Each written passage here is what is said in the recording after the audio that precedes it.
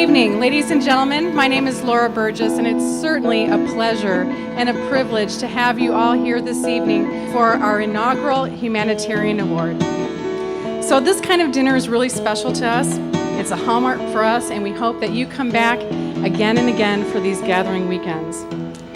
To tell you more about Claremont Lincoln, our vision, our future, I'd like for you to meet our very hardworking and visionary leader, Dr. Eileen Aranda, President of Claremont Lincoln.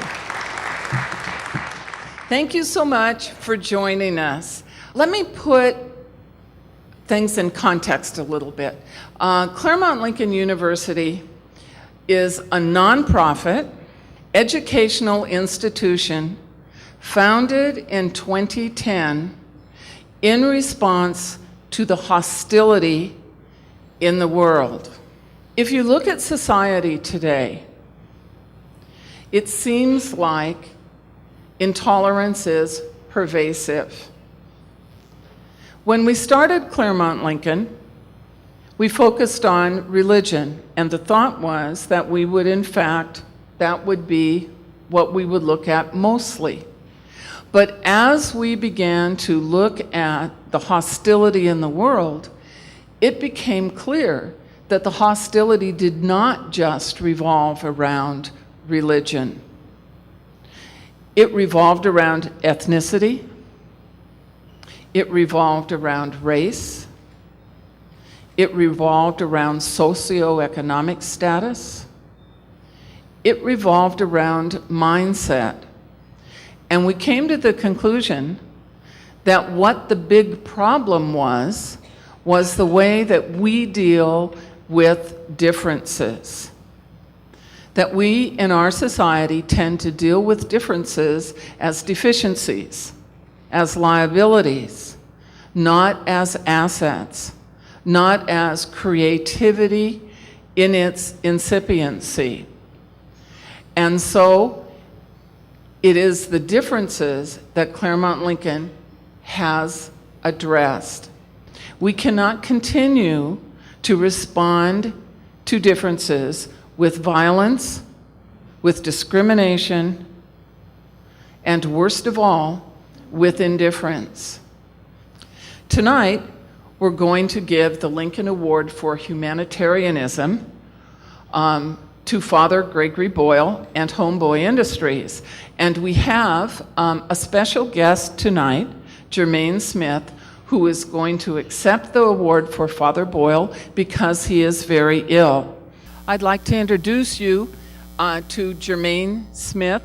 Jermaine? Good evening.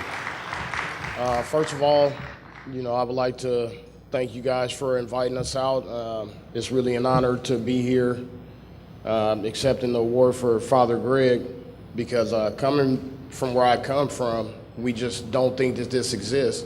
We don't think that there are people that are out there that really care. All we know is the 1 mile or so radius that we live in and that we're used to and that we're comfortable in.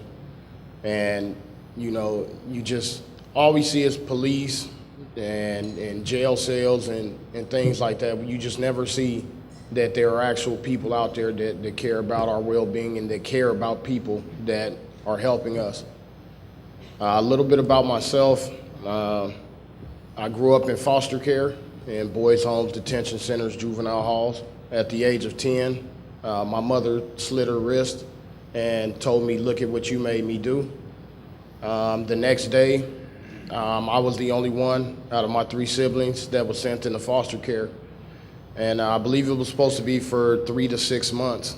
But after getting in there, I started to pick up different behaviors, and I don't think I was too much like the kids that were in there when I went in there, but after being in there, like I said, I picked up a lot of new traits and a lot of new habits in there. And that turned from the age of 10 to the age of 17. And following that, I ended up going to county jail and eventually to prison. At the age of 13, I joined a gang. I was a gang member for over 20 years. And the thing about Homeboy Industries is that the hardest thing about changing is the comfortability. You have to become really vulnerable. You have to become, really humble. You have to make a lot of sacrifices. So it's a really hard transformation to make. And coming into Homeboy Industries, it's the way they're built is the faces that you see are people that come from the same place that you come from. You get to see these guys, so it kind of eliminates the excuse factor that you have that I can never become anything, that I have a record, I already messed up my life, so I might as well just stay doing what I'm doing. Because these guys, like I said, they've made a change. They've gone to college, they got degrees. These guys are all men. They take care of their children. They're good fathers. They're good husbands. And so you see that, and you see that there is an opportunity. If they can do it, I can do it. And that's the opportunity that I've been given by going to Homeboy Industries. Another thing is everything that you could possibly need to make that transformation is under that roof. Now, a lot of programs that I went through growing up, you might go here for the employment services. You might have to go across town for mental health. And, after a while, it kind of gets, tedious, and a lot of people, they don't make it through those processes. But at Homeboy Industries, they just kind of lure you in with the job, and once you get in there, you spend about 80% of your day working on yourself. You're sitting in classes and meetings and groups. You're probably only working, cleaning windows, or doing those type of things for an hour or two out the day.